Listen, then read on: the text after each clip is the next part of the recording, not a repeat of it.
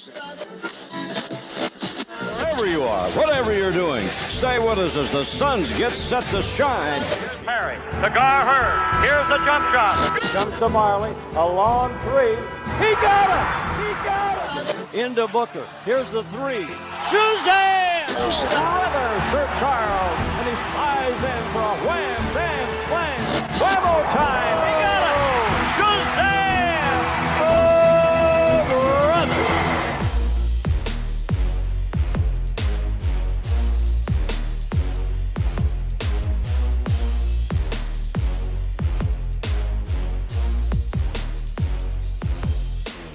Welcome to the 7 Seconds or Less podcast. This is a show about the NBA with a Phoenix Suns focus. My name is Max McCauley, and I'm joined, as always, by my co-host, David Ash. David, my friend, how you doing? I'm doing good, Max, and we've got another special guest on this episode, which we promised last time, and I'm excited to have him on. We do. We have an excellent guest today to help us continue with the Position Pod series. He is a writer for Hoop Magazine. He podcasts on the Hot Takes and Shot Fakes podcast, and he is an NBA Twitter conversation provocateur. His name is Josh Eberley. Josh, thanks for joining us. No problem. Appreciate that generous intro. I think it's true, man. I don't know if I see more people start NBA Twitter conversations than you do. Well, I definitely try hard to keep people entertained and get the conversation going. So I appreciate the recognition, I guess. Well, I think you're the perfect person to have on for this one because we're going to have the shooting guard position pod, and Devin Booker starts a fair amount of Twitter conversations. But the big question for this episode is not going to be like how good Devin Booker is now or comparing him to other young guys, because that's sort of played out, I think, in our opinions. We're going to ask more about what does Devin Booker have to do to earn his extension in the future. But before we move on, Josh, we kind of like to have our guests introduce themselves. I know I said what you do, but more in like a way of what's your basketball philosophy? Like, what should listeners know about you before they have this conversation? My basketball philosophy, well, aside from forgetting the word recognition in key moments, I am very much a conversationalist. It's interesting just talking to David a little bit in the DMs before this. I've come up from Canada. In Calgary, in Alberta, NBA basketball is not super popular relative to hockey or even CFL football. That being said, it's come a long way over the last 10, 15, 20 years.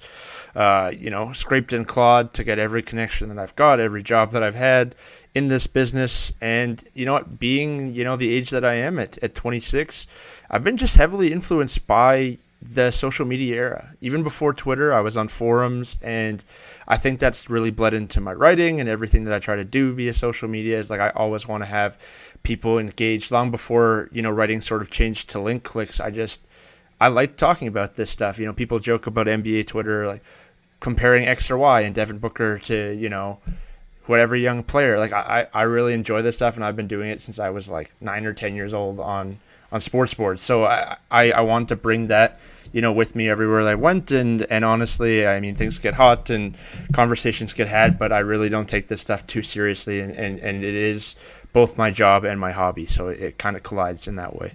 All I took out of that is that you're only 26 years old. That makes you so mad. David and I are both 30. We're old men. Before we get on to Booker, though, there were some rule change proposals today, so we're gonna talk about that really quickly. Josh, there were 3 rule change proposals. They have a proposal to have it where the shot clock resets only to 14 rather than 24 when there's an offensive rebound. There's one to take a look at the clear path foul. They haven't said what they're going to do other than to simplify it. Then there's one where they're going to expand the replay definition of hostile act, so refs have, I guess, more things to choose from when they're trying to decide what a hostile act is. Do any of those have give you like a angry opinion or a happy opinion or anything like that? On the latter two, I think I'm going to need like more clarification from them on what exactly those will mean. On the 14-second reset, I get the change of they're trying to speed things up even a little bit further, but I don't really like these little tweaks. Like I'm kind of a history buff, and as mentioned earlier, I love having all these conversations. The less changes to the flow of the game via the league rather than coaching staff, the better for me. Like if a team wants to speed things up or slow things down, that's up to them. But I don't really like the league altering altering history in that way, and it'll make the smallest of differences. But any change like this, like changing the shot clock, changing the minutes, changing the amount of games played, like anything that could change history and leaderboards and records, I'm not always super hyped on. But it's nitpicky because I don't think this will be that big of a difference maker. David, how about you?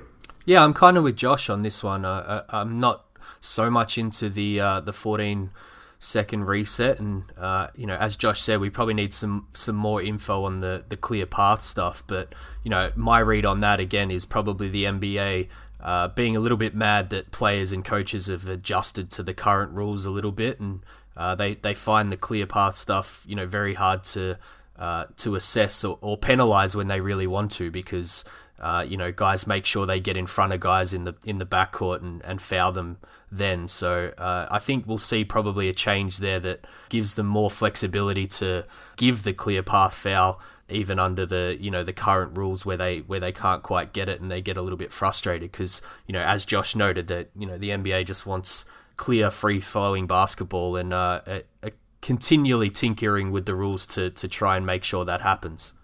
Yeah, and the funny thing is the clear path foul was originally added to speed up the game, right? And what's happened is there's just a replay review every single time it happens.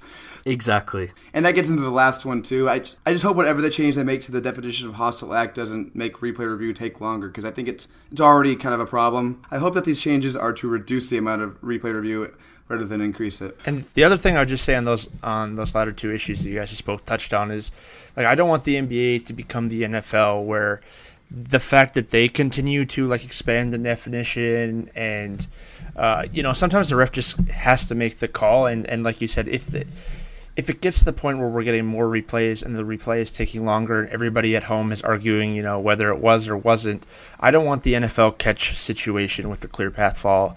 I don't want the NFL catch situation where we need to replay on everything to decide and people are never satisfied. To this point, we've been okay. I'd honestly rather, I know that this was a hot year for officials, but I almost always rather trust the officials on the floor than go to replay. I totally agree, and I think that we got as close as we possibly got to the Des Bryant catch with the LeBron offensive foul thing last year. That was bad. Yeah, as a Dallas fan, let's not talk about that catch yet. Let's skip. All right, David, how about we get into Did You Know before we move on to Devin Booker? Let's do it. Max and Josh, before we dive into all things Devin Booker on this episode, did you know that the 2017-18 season broke the record for usage percentage in a single season for the Suns franchise? That's right, Devin Booker's usage of 31.7% last season was the highest in Suns history. Max, I'm only going to put you on the spot with this one. Who do you think held the record prior? Oh, man. That's a tough one. Marbury? It was Paul Westphal who tallied a percentage of 30.9 in the 77-78 season, where he averaged 25.2 points, 2.1 rebounds, 5.5 assists, and shot 51.6% from the field. Quick aside, and to bring Josh into this one, for context sake, what do you think the highest usage percentage Steve Nash had for a single season on the Suns was, Josh? 24? 23? Pretty close, 23.3%. Nice. That only eclipsed one season with Dallas, where he was 24.4%. But back to Westphal now. He, of course, was a shooting guard, just like Booker, who dabbled a little bit in playing lead guard. He has the unique accolade of being both a player and coach with Phoenix, the only two times the Suns have made it to the NBA Finals. As a player, perhaps Westphal's greatest single moment as a participant in the greatest game ever played in 1976. In that game, he was with Phoenix against Boston, but he also won a title with the Celtics in 1974. But Max and maybe Josh, you might remember one of the few highlights of the Suns last season was when Chandler dunked on the out-of-bounds lob from Bender on the buzzer. Perhaps Westphal's single most memorable moment as the Phoenix coach was guaranteeing the series against the Lakers after being 0-2 down in 93. But his most memorable moment on the floor might have been a play he called much like the Chandler Bender lob in the last game of the regular season before the Suns made it to that finals against the Lakers. Suns fans listening, and maybe Josh too, if you haven't seen it before, you can get it up on YouTube, and there's a mini doco made by the team that got put out last year to celebrate 50 years in the NBA. but with zero point 0.7 seconds left on the clock, Oliver Miller was instructed to throw the ball off the backboard from half court, and Sabalas was to pretend like he missed the lob. But the clear instruction there was to not touch the ball. Just like Triano did this past season, West Paul knew there was a loophole in the rules. The clock wouldn't start until someone touched the ball, even if it came off the backboard. So Barkley was there waiting and put the ball in after it perfectly fell his way, and the game was over. Now to tie Booker back in here, guys. Booker has already broken West Paul's usage record, but he has some time to go before he passes him for points scored for the franchise. West Paul has 9,564 points and is good enough for 8th all-time for the Phoenix Suns. Booker himself has already amassed 4,120, so stands to pass West Paul well before his recent extension is even finished for the Suns. Quick guess here, guys, before I give away the numbers. How long would you think before Booker could be the Suns' all-time leading scorer? You said he's at 4,000 now? Correct. I don't know. Can I guess instead who it is? Go for it, I man. think I know who it is. Sorry, Josh, I never get these right, so I want to get one right. It's Walter Davis, right? Correct. Yes. So there's only 2 Suns shooting guards ahead of West Paul on the all-time leaderboard. One's Dick Van Arsdale at number 5, and Walter Davis leads everyone with 15,666 points. It took Davis 11 seasons for the Suns, but assuming health and an average of 25 points per game, it's not totally out of the question that Booker could be the franchise leading scorer before his extension is even over, aka 27 years of age. So I'll end on that note, guys, and it seems like the perfect time for us all to jump in and talk about Devin Booker. David, what if he averages 70 points a game? I can't answer that on the spot, man. That's not that good, Max. I bet it's more quickly. Yes. Okay, as we alluded to earlier, this is going to be about Devin Booker, but we're not going to talk about whether Devin Booker is good or not. Most of you are Suns fans listening. I think you all think he's good. We're going to focus on what Booker has to do to earn his extension, and the way we're going to do that is by kind of looking at the other extensions that have been given out over the past decade, what happened to those players, and the goods and the bads, and see what we think Booker has to do to reach either the highs or the lows. So before we get into that, though, Dave, how about you give us a rundown again of Booker's extension? Yeah, so we've gone over it a couple of times before, Max, so I won't dive into it too much, but based on the $109 million cap in 1920, and Booker not hitting any of those escalators we spoke about in recent pods, it's about 5 years, $158 million. Yeah, as I said, I won't go into it too much more than that, but I think around the time that the extension hit in the first week of July, Josh started one of those conversations that we were alluding to before. So, Josh, do you want to give us a rundown of kind of your take on what it was when the extension hit and clarify some of those comments? Yeah, I mean, I think a few things went wrong with that specific conversation. And the first was that I was already irritated with Twitter that day. But my initial point wasn't that Devin Booker wasn't worth the extension, nor that it was some sort of mistake on the Suns franchise. It was in today's game where the super teams are forming, where you have essentially an unbeatable team. How do you build around a guy in Devin Booker, who, I mean, I'm sure we'll get to that later, but how do you build around a guy when you got to pay him that kind of money? And you know, like I falsely said like he was going to get Steph Curry money, which isn't totally accurate, but what I meant was like a max contract. And here's the thing, like I got a ton of Suns fans who I think their anger was like slightly misdirected, like they thought I was questioning Booker and more I was questioning the system. And if you've been following me a while, like I'm always banging the drum for I would like to see something close to NBA parity. I would like teams that are built around a Nikola Jokic or Devin Booker to have a chance, and I just don't see that happening when we have a team like the Warriors out there, but even to a lesser extent teams like the Rockets now and the Celtics, and I was just kind of venting aloud, and it came off poorly on Twitter, which is often the case when you just shoot from the hip. Yeah, I think it was a decent point, and you know, you and I kind of spoke about it after that, and I certainly understood the point that you were trying to make.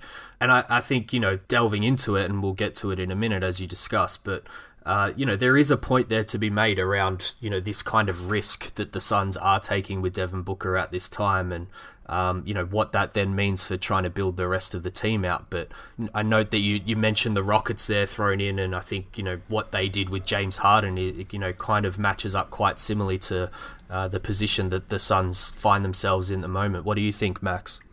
Well, yeah, I think that's true, and obviously Harden worked out, and that's why Houston worked out. But Josh, I had a question for you. Do you have any proposals in mind for how they could fix this? Like, I've heard one in the past where every team gets like one player that doesn't count against the salary cap. They can just kind of pay whatever they want to. Do you think that would fix it, or do you have anything else in mind? I would like what I've played around with before. We've talked about this a couple times on my podcast. Is just eliminating the max salary, but keeping a hard cap. And in that scenario, a guy like we talk. I don't know what the specific dollar is that Clay is rumored to maybe leave on the table for an extension with the Warriors. But in a case where, let's say, Clay was leaving $40 million over 4 years, he was taking 10 less or something. If he hits the market and anyone can pay him anything under whatever we decide, it was 109. Let's say we get to 110, whatever it is. Maybe a team like Sacramento offers him $55 million a year to change their franchise around. And I just think the top guys can then get paid what they're actually worth on the market, and it will be a lot harder to keep a team of stars because all of a sudden they're not turning down this marginal amount of money relative to what they're already making, what they've already made with endorsements and other things. They'd be throwing literally millions and millions and millions of dollars away. So I think that could open things up a little bit.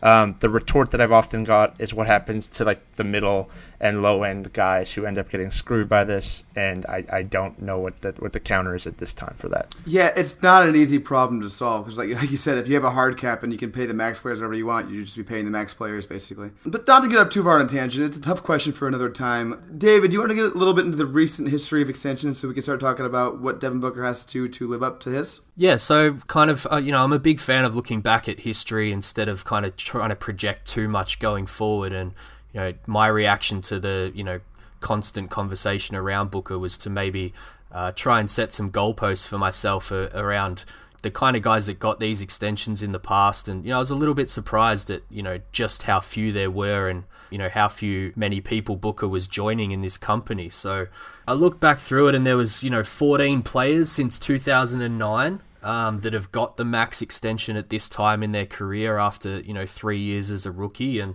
some examples of that, particularly as shooting guards, is obviously Andrew Wiggins, Paul George is another, James Harden was another, and Brandon Roy before kind of everything went wrong for him in Portland. So, there's some guys to start to compare Booker to, I suppose. And I was looking back at the 2015 draft, and Josh, Max, and I recently kind of redrafted the last 4 draft classes, and only 5 guys made it from that 2015 draft, and probably the only other 2 that are extension eligible that you might think about are Karl Anthony Towns and Kristaps Porzingis. So, I wanted to get both of your thoughts. I'll start with you, Josh. Booker aside, would you be in a position to give the same extension to Towns or Porzingis at this point in time? Without a doubt, Towns. Without a doubt, I think.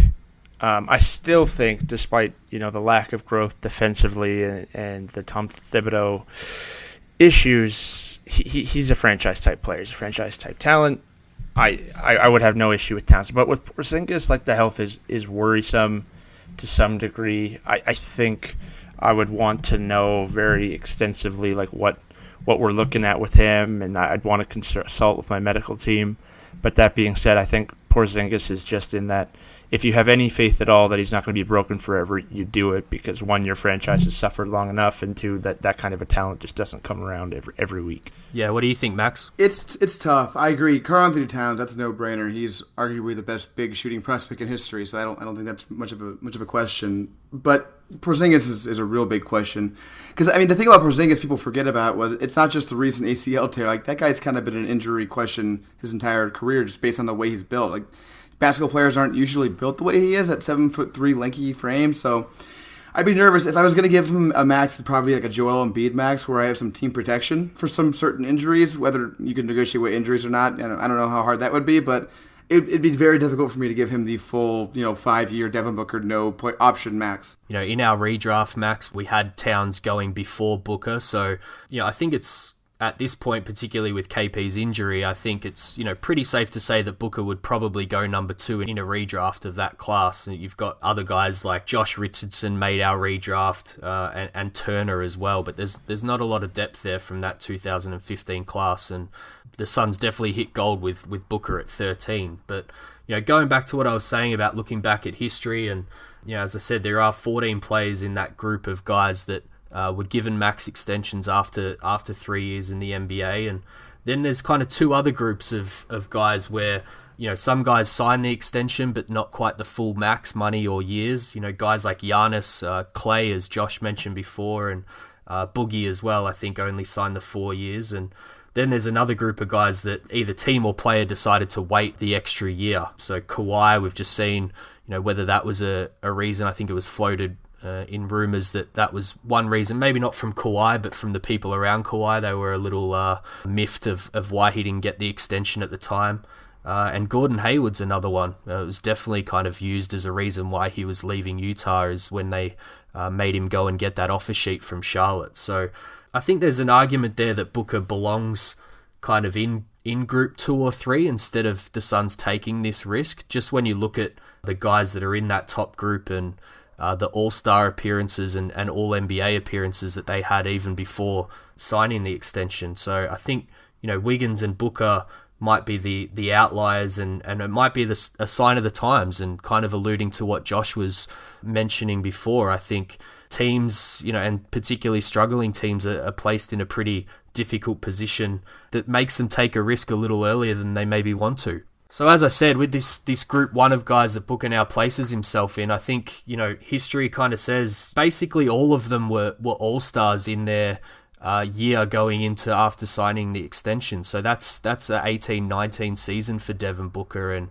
I think Damian Lillard was the only one who didn't make an all-star team after signing his extension, but he already had a couple of all-stars in the bag prior. So that brings me to my question, which I think we probably all agree with, but is there any chance that Devin Booker can make an all-star team in 18-19? Max, I'll start with you. Is there a chance? Sure, there's a chance that a lot of things can happen, but I don't think it's going to happen. The West is just so deep now. There's just so many players. Like the guards, the guards are obviously locked up. You got Westbrook, you got Harden, you got Curry. You get the alternatives now that you put James in the conference. It's going to just make that even more difficult. So unless there's some injuries or Booker really jumps, pops off, then I think it's really unlikely. Josh, what do you think? Yeah, I don't see it. If he was in the East, it would be looking pretty nice. But like you said, the depth of the conference and the amount of talent, and then your fact about the usage percentage. Raw numbers tend to land guys in all-star games in combination with wins. I don't think the Suns are going to win a lot of games, and I don't know that his per-game numbers and opportunities will be higher than they were last year, or significantly higher, where they pop to such an extent that it makes up for the win. So yeah, I can't really see it.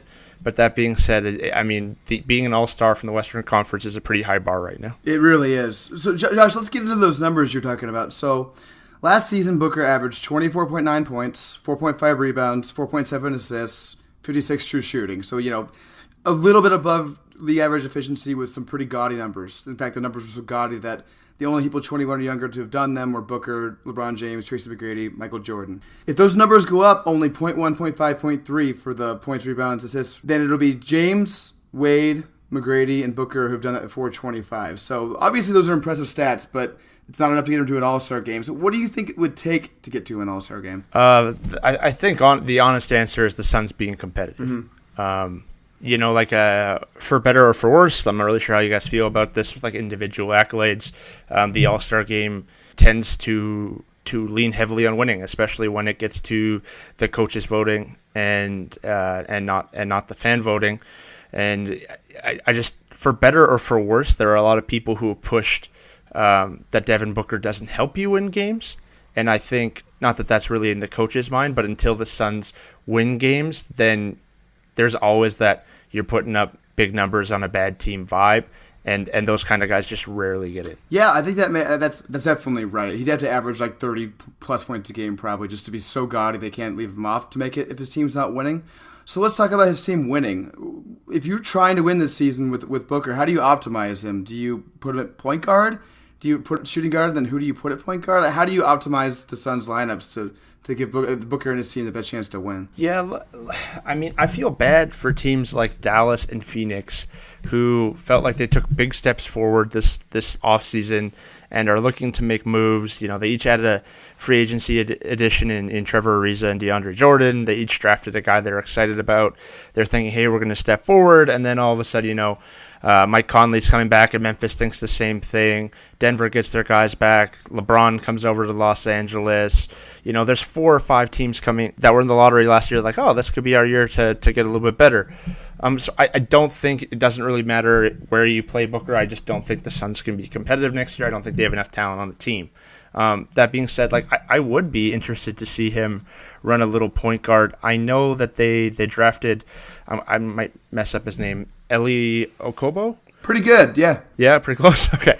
And like a lot of the draft guys, you know, spoke highly of him, and he's played overseas, and maybe he comes in and is better than people anticipate and can handle a starting role right away.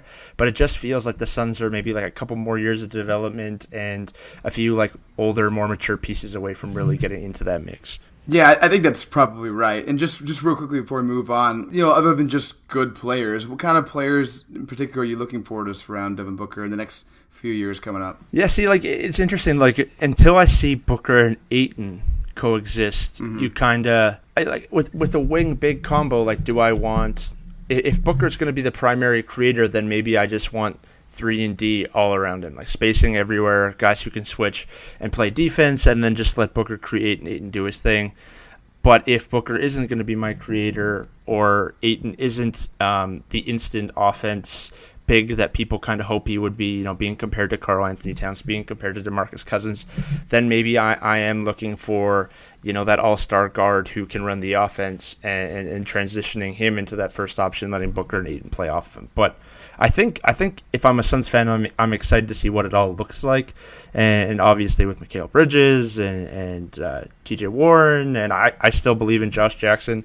I feel like that's a really small camp right now, but yeah, I'm excited to see how these guys grow and come together and what it looks like. It's interesting because in Suns fandom, you will probably not be surprised to hear it's a big camp that believes in Josh Jackson. Yeah. So there's a bit of a divide there too. Jumping back a year, you know, I'm kind of calling it year 0 here with Booker. You know, after signing the extension, you've got that 1 year left on your contract before the actual extension kicks in. So, you know, as I alluded to before, a lot of guys in that group of 14 had already had all-star appearances and all-NBA appearances before even signing the extension. So Booker's definitely behind the 8 ball already when it comes to that. And, you know, I think, as Josh was alluding to, kind of team success is kind of directly linked to a lot of those individual awards. So it won't be until we see the Suns, you know, improve as a team and make it to the playoffs that we maybe see Booker get his, you know, recognition for some of these stats. But, you know, I think Andrew Wiggins is a good guy to compare Booker to in terms of what you don't want to happen in year 4 or year 0, as I'm calling it, because, you know, as Josh said, high numbers on a bad team. We saw with Wiggins, you know, the Wolves became a decent team, a playoff team this past season, and we saw all of Wiggins', you know, key stats drop. His efficiency dropped, his points per game dropped, and he wasn't able to keep that kind of progression that he had through years 1 to 3. So, you know, we're kind of hoping here in year 0 and then in kind of the first couple of years of the extension that, you know, Booker probably improves his efficiency and improves some of those stats as well, his passing and, you know, his rebounding and obviously his defense, which is like the main thing that we need to see Booker kind of, you know, improve, that we haven't seen as Suns fans from him too much already. But what's the point of comfort for you guys at the end of next season in terms of when that extension's about to kick in? You know, Josh, you said, you know, you want to see the team get better. What are you thinking? Like, what do we want to see from Booker, kind of stat line wise, and, you know, what's a maximum we kind of hope that the Suns have as a win-loss record next year? Yeah, I think to me, you know, this is the other thing here that you have to account for that a lot of the guys that you mentioned didn't really have to deal with is the Suns were kind of corrosive. They didn't want to win games. You know, this wasn't a locker room or a team that was focused on, like, let's go out and play our best basketball every single night and just lay it all on the line at the hope of an 8th seed. This was a team that, the timeline, they were okay with, taking their time, acquiring the talent, getting back to some extent. So I do think that, especially with Booker's defense, when people discuss Booker's defense, I think it's hard to ask a player on a team that has no chance of winning and has, more or less publicly stated they're okay with having a subpar season, to ask them to go give 110 at both ends of the floor every night. And, offense is something that, most players seem to want to do and show out for on a nightly basis, and where you see that effort slip is often defensively. So I kind of got sidetracked there, but all of that to say that I'm not really worried about Booker's per game numbers. Like, if he dropped to 24-4 or went up to 36-6, if the Suns got 10, 11 games better and you saw more consistent effort from him in the defensive end, I think that would go a longer way in convincing me that they were on the right track than him going for 32 points a game, making the All-Star game, but they only win, say, 25. Yeah, I think it's a good point. And you kind of touched on Booker and Wiggins recently in the first 3 years of their careers, and what's the kind of danger signs that Suns fans should be looking out for this next season when it comes to what we want to avoid with that Andrew Wiggins comparison? Yeah, so for me with Wiggins, there was concern. I was more concerned about Wiggins after 3 years than I am about Booker. Yeah.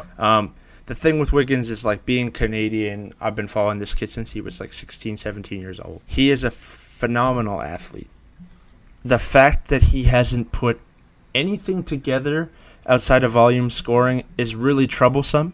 And I honestly, not to fire shots at Minnesota, there's, like, I did a huge thing for Fansided this year, like, the Timberwolves have not been a successful franchise, on a whole. And, it's easy to blame Tibbs. It's easy to blame Wiggins. It's easy to blame ownership. But, I mean, this is a team that hasn't won 40% of their games on a whole as a franchise. And I would love to see Andrew Wiggins go somewhere else, and not to say that he is Victor Oladipo, but get that chance Victor Oladipo did to, start over fresh somewhere. Mm-hmm. But everything about the Wiggins extension was gross. Like, the fact that ownership was saying, we want you to promise you're going to get better if we give you this money, that's not how business should be conducted. Like, you should empower your employees. Like, we're really excited about your future. We see everything coming together for you. This is why we're going to pay you. Or, we need another year to figure this out because you haven't earned that contract. And I think either of those were more honest and helpful than what they did. And unfortunately, that team's checked out. Like, I don't think Butler loves Wiggins. I don't think Wiggins loves Butler. I don't think Wiggins loves Tibbs. I don't think Tibbs loves Wiggins. And the most frustrating specific thing is that Wiggins got pushed out of the offense a little bit and got asked to, create or be a spot-up shooter or create as like a tertiary option, and he stopped getting to the free throw line, which was his best offensive skill.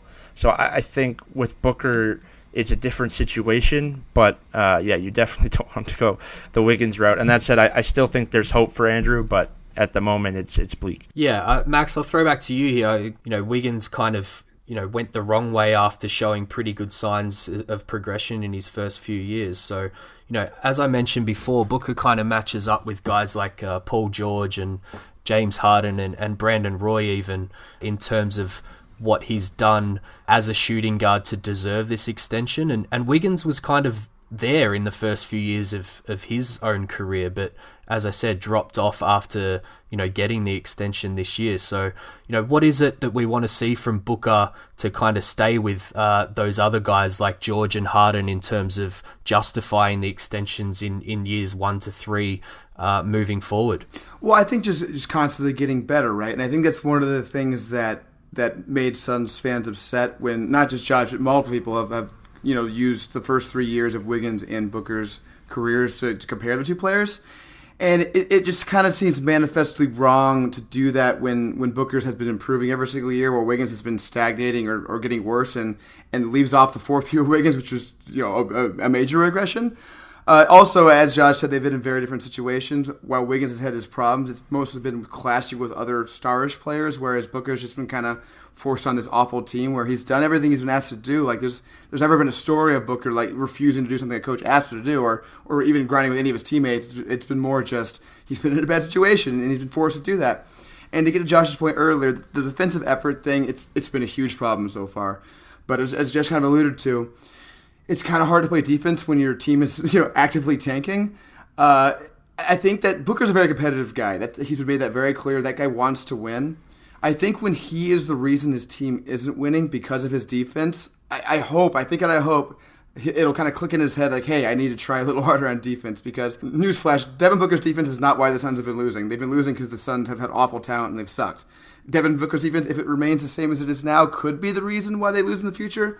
He'll be aware of it, and he'll hopefully try to fix it at the very least. But that's kind of my take on his defense. Yeah, it was mentioned that, it sounded dishonest with the 3 years and the 3 years. But, I would contend that wasn't really the point, and I don't think it is because with all of these players, it's all spin and it's all relative, and it's what you're selling. So, first off, the Wiggins-Booker comparison I hadn't really thought of. I was actually listening to the Open Floor podcast with Andrew Sharp and Ben Oliver, which is a great pod, and one of their listeners had said, their numbers are really identical, years 1 to 3. And I just think about the level of optimism from Suns fans with Booker relative to the disappointment in Wiggins even after year 3. So I thought it was interesting, and it was almost a positive thing for Wiggins rather than a negative thing for Booker. But also some of the stats you put up earlier with at X age, they had these numbers. We could do that for Wiggins too, where after year 2, Wiggins had more points per game, shot a better true shooting percentage than Carmelo Anthony at the same age. There were only 8 guys that had there's only 6 guys that averaged 20 points a game and had a true percentage of 54 or higher, 20 years or younger. Wiggins, Irving, James Durant, Anthony Davis, and Shaquille O'Neal. So, we could find all of those things in his first couple years as well, and then the situation changed where they brought in another wing who did the similar things to him and a coach that he doesn't really jive with. So when I posted that after considering what was said on the Open Floor podcast, I was saying, there's still hope for Wiggins. This could be a lot more situational than talent.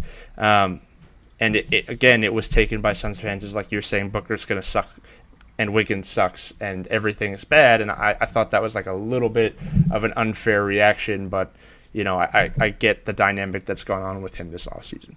Don't get me wrong, I wasn't trying to say it was dishonest. It wasn't. You just literally putting stats together. It's a fact. It's not dishonest at all to do that.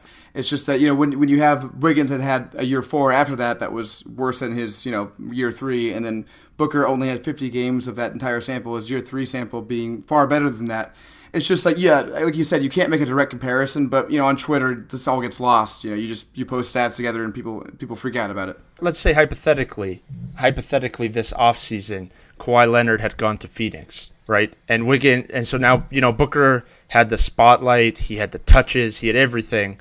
And now there's another wing there who's better than him, who's more celebrated than him, that's more accomplished than him. And it changes the whole dynamic. And then, Booker hasn't had the issues and he has a new coach anyway, but let's just say there was some possible tension with the coach. I'm just saying, the 4th year from Wiggins didn't do a lot to say, this guy is doomed to me. It was I still think the talent that is there is still there, and it's. I'm not saying Wiggins could be an all-star or he's going to be better than Booker or any of that. I just, again, my point more when I saw that comparison was, man, Wiggins really needs that fresh start and he can't get stuck here because it's not working for him there, but there's still an opportunity.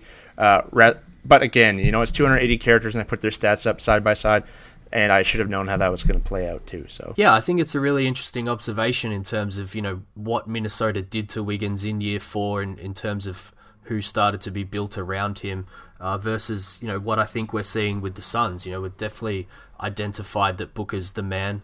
They've obviously just drafted Ayton, but that's a combination that can work. And as you said, unless the Suns go and trade for a big wing piece and kind of stunt Booker's development a little bit. I think, all signs lead to them building around, which really kind of ties in with, someone like James Harden. I think, we saw the Rockets take that chance and, funnily enough, the Suns were in there back then when the Rockets traded with OKC for Harden. And I think, we're seeing with Booker, they're going to put him in the primary role a little bit more. And, I think that kind of says to Booker and to the team that he's the guy, and we're going to start to try and build around him, which Max, kind of looking into the future and projecting forward here. And when he's in the prime of his career, he's going to be 26, 27 years old at the end of this extension. So what do the Suns do to build around him? Do you think he can be the best player on the team? Will it be Ayton as the best player, or will the Suns have to make other moves around these guys? So, to go to Josh's point earlier, I think it's going to depend a lot on what Booker turns into, whether he's going to be a primary creator or he's going to be, more of a shooting guard, more of a Bradley Beal type. One thing that I think is interesting, and I think people sometimes overlook, and Josh, I'd love to get your take on this. Booker sort of does something that not a lot of players have done before, in the fact that he gets to the line a ton, and he also, shoots three-pointers at a nice clip. One interesting stat from our friend Chris Hansen, who obviously defends Booker a lot on Twitter. Devin Booker is the first player in NBA history, so this is NBA history, to have a season where he had more than 7 three-point attempts a game on 38% or better shooting, and more than 6 free throw attempts a game on 85% or better shooting. So to me, it seems like Booker has this potential to be sort of like this offensive powerhouse in terms of efficiency, three-point shooting, and then also getting to the line and being efficient there. Josh, do you see that as a potential? And if not, how do you see him maximizing his value? Yeah, I mean, I think he has the tools to be an elite scorer. I do. I think, his handle has come far enough. He's improved his three-point shooting every year. He is getting to the line at a good clip, But when I hear a stat like that too, like how many guys in history have attempted 7 threes? Like we're coming in to a different era too, right? So good point. Not that I'm not trying to be cynical or undercut any of these. It's just like you also just told me he broke the usage record, and who else was putting up shots, and the Suns had their own injuries, and this is the thing with your success too. Like I'm not overly focused on what his totals look like, what his per game numbers look like. It's like, with the ball in his hands, that often are the Suns improving this year, and that's the next look. And really with this whole contract conversation, like look at what Harden did and some of these other guys, I think that's like almost unfair to Booker, because this goes back to like our original conversation, which got me in trouble with Suns fan, where I was talking about the system being rigged. Like I don't think that Booker will ever be as good as James Harden was, in these last 2 years, and I think that's almost an unfair bar.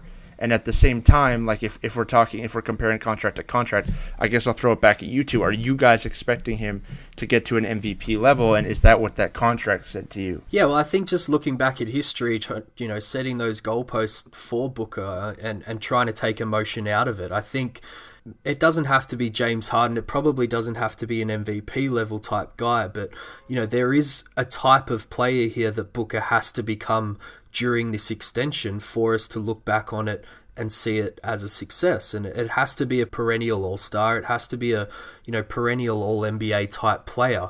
There's also guys like Blake and John Wall and others that are in this group of 14 that have been given the max extensions, which, I don't think any of those would be looked back in hindsight as failures as rookie extensions. And to answer your question, I don't think he has to get to Harden's level. I think Harden as a player is definitely, Devin Booker's, ceiling, if we want to, talk about parameters there. But yeah, I don't think he needs to become James Harden, but I think as I've delved into this, that there is a certain amount of pressure there for both him and the Suns, that he does need to become close to a number one option, at least to match up with the guys that have been given these extensions in the recent past, and to definitely distance himself from a guy like Andrew Wiggins and the disaster that is that contract for the Wolves at the moment. So, Max, what do you think? I know you've spoken about Booker as a Harden type player a lot in the past, and do you think he needs to, as Josh said, become James Harden, or is there a level below that where this extension is still a good thing for both player and team. Yeah, so I would love it if Booker got to be the playmaker James Harden is. He made a nice playmaking leap last season, obviously. I don't know whether he's going to keep going that way. If he doesn't, I still think he could be maybe not an MVP candidate, but a really, really valuable player.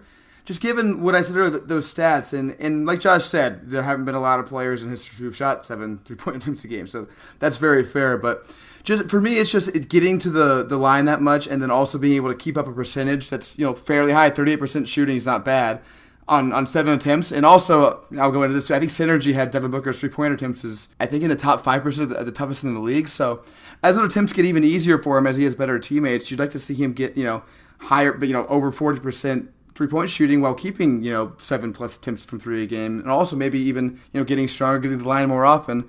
So I think there's a chance where he could keep his playmaking where it is now and still be ultra value just as an efficient scorer from sort of all levels. Josh, what do you think about that? Yeah, no, I think that's fair. And I was messing around with the filters, like your friend Chris Hansen had me curious, so I lowered it to 6 threes instead of 7, and I took the percentages down from 38 to 35, and whatever his free throw was to 75, just to get like a wider baseline. And the list is still nice. Carmelo Anthony, Gilbert Arenas 3 times, Kevin Durant twice, Paul George, Danny Granger, James Harden, Damian Lillard, Kevin Love, Kyle Lowry, Paul Pierce, Mitch Richmond, Isaiah Thomas, and Lou Williams last year. I mean, it's a good list. I don't think we could have a whole conversation on the culture of NBA Twitter and why it is that Booker has come under fire so often, but I don't think scoring is something that I would question with him. Like I think if he got no better as a scorer than he is currently, he could be the second or third option on a championship team offensively. It's the other parts of his game that you wonder about, like the defense. Is he going to take that, as you just mentioned? Like I think James Harden is kind of an unfair bar. I think there's like a middle ground where, as David mentioned, both team and player are successful and happy with how the contract panned out. But like, can he be that next level playmaker? And those sorts of things are more what you worry about than him scoring at all 3 levels, because he seems to be well on his way. Yeah, I think just kind of rounding that out and touching back on Harden a little bit, you kind of look over his career, and as the workload increased, kind of what Max was mentioning before, the percentages either improved or stayed, around the same, both from the field and from 3, and he obviously got to the line at a pretty consistent rate over the last 5 or 6 years of his career. So I think that's the big question with Booker. I think that's the big unanswered question that everyone still has, whether it's whether you're on the positive or negative side of where you view him going forward is Suns fans have seen his workload be quite high for a rookie of his age, but as that increases, as the team gets better, as they're itching hopefully towards playoff basketball, are we going to see, as you said, that efficiency, the playmaking, and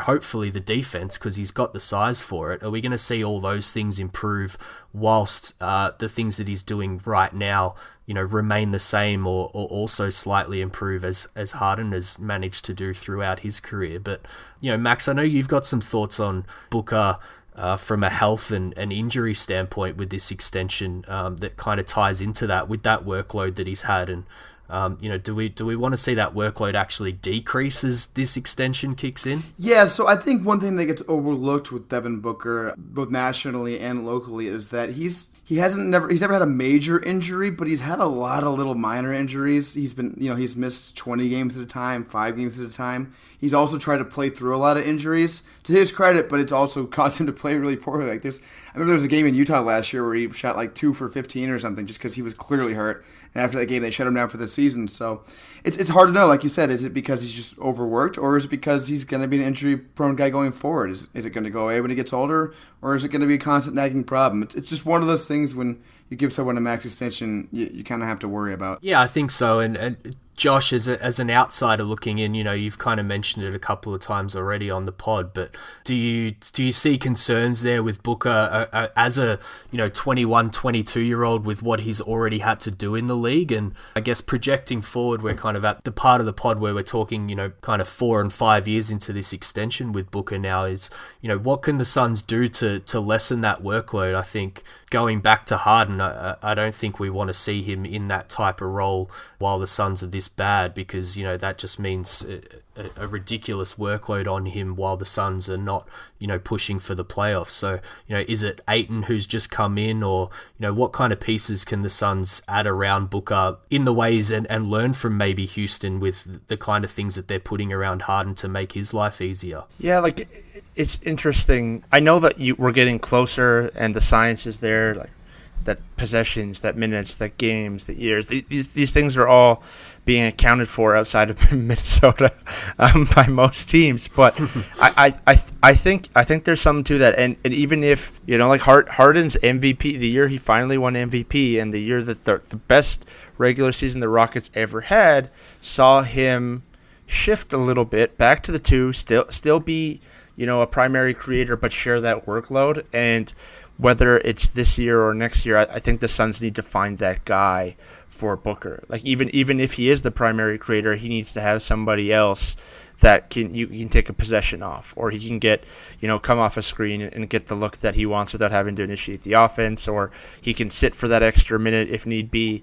Like that's definitely important. Like finding a running mate in today's NBA for sure. And just kind of as we're talking, I'm always like looking at stats and listening to what you guys are thinking about. And it's, Jimmy Butler played 59 games last year, touched the ball 63 times a game, had it in his possession for 4.25 seconds a night. Booker played 54 games last year, touched the ball 67 times a game, and on average 4.24 seconds per touch. I'm thinking like maybe that is more what you want from Booker than in terms of offensive creation and responsibility. Like maybe you want him to be the secondary handler where he can definitely, run some sets for you and you can run things through him, but he's not getting the ridiculous 100 touches a game, like forced to create everything, running every single pick and roll, creating everything for himself via isolation. Like maybe that is the more ideal fit for him long term than the all-encompassing guard. Yeah, it's an interesting point, and something that Suns fans go back and forward on to kind of bring it back to this year coming is the point guard play out of the Suns' current roster isn't going to be great, and it's not going to give us a great window into what Booker could do with a good secondary or primary ball handler next to him. And another thing that he hasn't really had his entire career, whether it was a malcontent Bledsoe or an injured Bledsoe, or the carousel of point guards that they had last year kind of coming through, many of which weren't really NBA players. So we certainly haven't been able to test that theory yet, and doesn't look like, unless Brandon Knight comes back and turns into Milwaukee Brandon Knight, we're not going to really be able to test that next year either. But Max, you and I kind of go back and forward on this quite a lot. Is what do you think? Do you see him at the end of this 5-year contract, being the James Harden primary ball handler guy? I mean, they've brought CP3 and now kind of learning from their own mistakes. So, or do we kind of go back to Josh's recent point in terms of, him sharing the workload and playing a little bit more off ball? I promised myself I wasn't going to talk about Luka Doncic on this podcast anymore. You guys are making it really hard. I think that it's very unlikely that Devin Booker will win a title as the only primary creator guy with no other creator guys on his team. Yeah. That's just, it's possible. It seems very unlikely to be. How often does that happen anymore? Unless you're LeBron James. Even LeBron James had Kyrie. It just doesn't really happen anymore. So I think they're going to have at least somebody who's on par with him, or maybe even a little bit better. Those guys are not easy to find, but neither are giant generational big men, so I'm not going to complain too much about Ayton. So, hopefully going forward we'll be able to find someone like that. We've talked about RJ Barrett in the draft. Maybe we'll be better and be able to pick up a Klay Thompson or something. We'll be able to attract a real free agent someday. But yeah, I think the idea is Devin Booker is not going to be able to do it by himself. Yeah, and that's kind of what I'm getting at here to round out this conversation is you kind of look at those guys within the 14 maxes in recent years, the ones that are all finished up or coming towards the end of it now. And, as Josh mentioned before, whether it was at the beginning of their extension or the team realized halfway through, they've all kind of had decent running mates, whether it's Blake with CP or, Russ and Durant. Paul George has now moved to OKC himself and maybe realized that, he's the secondary option rather than the primary guy that he was on Indiana. So all of these guys, and 99% of them outside of, injury, during their extensions, as I mentioned before, were all All-Stars, mostly all NBA players, but more importantly, all went to the playoffs throughout their entire extension, which is going to be a really interesting thing to watch with Booker and the Suns, and whether they can get that running mate for him, sooner rather than later. But Josh, kind of pulling from your pod with your hot takes that you like to finish with at the end, if we kind of project forward to, years 4 and 5 of Booker's extension, what's your hot take around him and the Suns? Is he going to be that perennial All-NBA player? Are we going to be in the playoffs? Is there any hope for us as Suns fans? I think he can be a very good player. I think whether he gets there in the next 2 or 3 years, maybe 4 or 5, I think he will be an All-NBA player at some point. I think he's going to get to the point where he puts up just stupid, gaudy numbers, and the Suns are competent, if not, competitive, and it puts him in that conversation. But I almost think like it's too hard to have this conversation around just Devin Booker. Like you mentioned in passing, as you were talking there, that you had a giant generational big man. Now, I don't know if it is all the other bloggers on the internet just don't like the Suns, but like Ayton is another guy that a lot of like the blogger analytic community was not as high on relative to other guys in the class like Luka Doncic and Jaren Jackson Jr. and, Mikal Bridges. What's he going to look like? And Josh Jackson, who I really like, and I guess Sun fans really like, but I've seen nothing but negativity around Jackson this entire offseason. It's like, how many steps forward do these guys take? Because you mentioned LeBron is the only guy who can really control a floor offensively and run everything.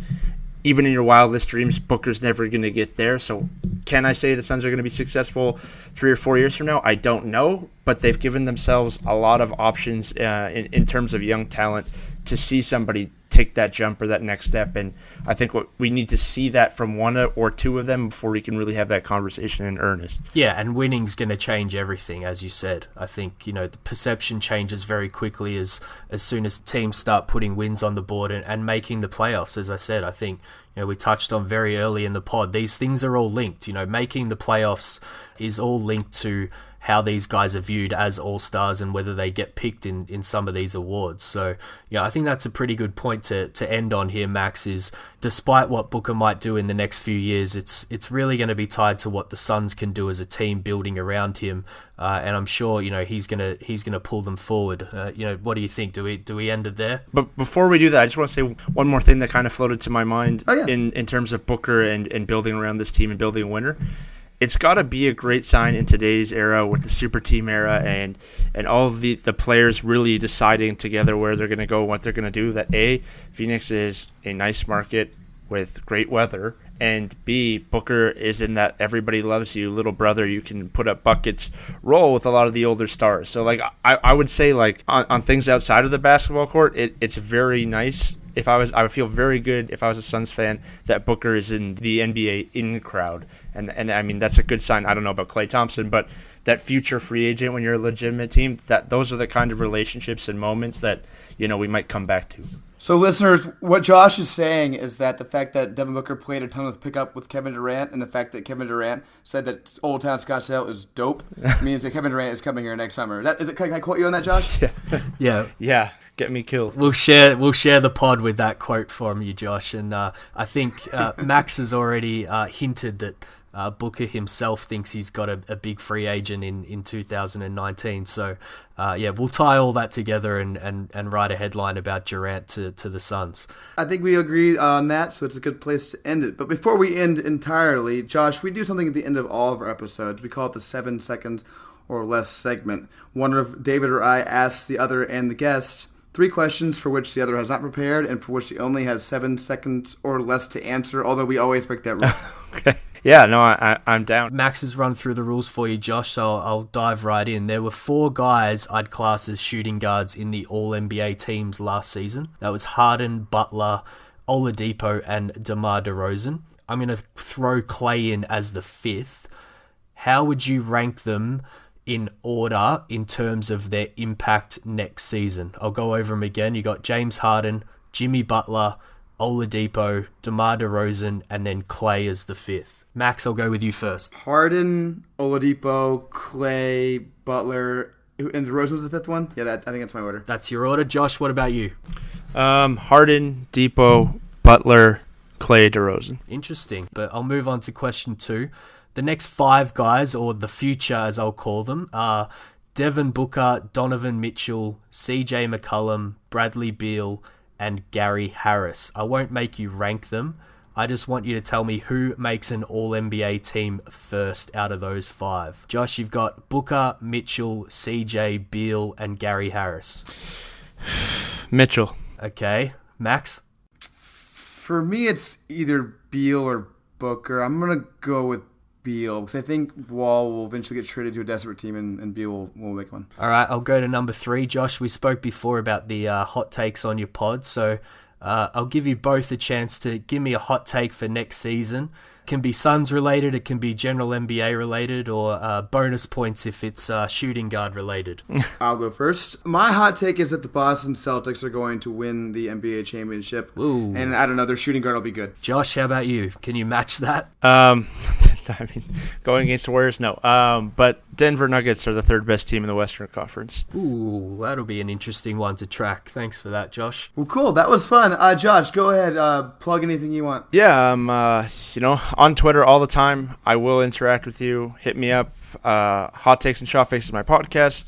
Most of my stuff goes to Hoop, and thanks for having me on, guys. Thanks, Josh. We've done a couple of written things in the past before, but it was good to finally jump on a pod, and we'll have to have you on again during the season. No, yeah, it was good. And honestly, that All-NBA one with Mitchell, I'm just like, I think Jazz win enough games where he could get into that conversation with the usage. But that was a good question, because I think if Wall gets traded, Beal's a good answer there, too. It was good to qualify that. We don't need any Booker fans coming after you. All right, well, thanks everyone for listening. My name is Max MCC11 on Twitter. David is at the 4 Point Play Twitter, and we are at 7SOL Pod on Twitter. David, thank you very much. Thanks, Max, and thanks, Josh. Thanks, everyone.